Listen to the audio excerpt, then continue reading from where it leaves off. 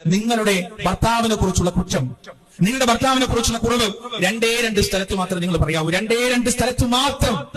അതിലൊന്ന് നിങ്ങളുടെ ഭർത്താവിന്റെ മുന്നിൽ തന്നെയാണ്. അദ്ദേഹത്തോട് പറഞ്ഞു മനസ്സിലാക്കാം, നിങ്ങൾക്ക് ഇന്ന കുറവുകളും പ്രശ്നങ്ങളും ഉണ്ട്, നിങ്ങളോട് പറയാം, അദ്ദേഹവുമായി തർക്കിക്കാം, വാഗ്വാദത്തിൽ ഏർപ്പെടാം, പിണങ്ങി നിൽക്കാം, എല്ലാം ചെയ്യാം. അതൊന്നും ഇസ്ലാമിൽ തെറ്റൊന്നുമില്ല. ഭാര്യ ഭർത്താവ് വാഗ്വാദം നടത്തുക, തർക്കം ഉണ്ടാവുക, തെറ്റി നിൽക്കുക, സൗന്ദര്യപ്പണക്കം ഉണ്ടാവുക, അതൊന്നും തെറ്റൊന്നുമില്ല. അതുണ്ടാവണം, അതുള്ളിടത്തെ ഇണക്കം ഉണ്ടാവുകയുള്ളൂ. അതല്ലെങ്കിൽ ഭർത്താവിന്റെ അടുത്ത് അദ്ദേഹത്തിന്റെ കുറ്റം പറഞ്ഞിട്ട് കാര്യമില്ല, അല്ലെങ്കിൽ പ്രശ്നങ്ങൾ കൂടുതൽ വഷളാവുള്ളൂ എന്നാണ് നിങ്ങൾക്ക് തോന്നുന്നതെങ്കിൽ, രണ്ടാമതായി നിങ്ങൾക്കത് പറയാൻ പറ്റുന്നത് നിങ്ങളുടെ റബ്ബിന്റെ മുന്നിൽ മാത്രമാണ്, അള്ളാഹുവിന്റെ മുന്നിൽ മാത്രം. വേറൊരു സ്ഥലത്തും നിങ്ങൾ നിങ്ങളുടെ ഭർത്താവിന്റെ പരാതികളോ അദ്ദേഹത്തിന്റെ കുറവുകളോ വിളിച്ചു പറയരുത്.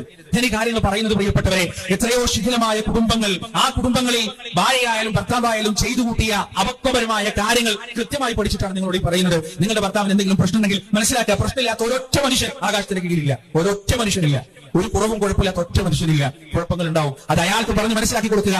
അതിന് നിങ്ങൾക്ക് സാധിക്കുന്നില്ല എങ്കിൽ, ഇത്രയും കൊല്ലം പറഞ്ഞിട്ട് നന്നായിട്ടില്ല, റബ്ബിനോട് പറയുക, അള്ളാഹുവിനോട് പറഞ്ഞ് സമാധാനം അടയുക, അള്ളാഹുമായി ഒരു രഹസ്യ ബന്ധം ഉണ്ടാക്കിയെടുക്കുക.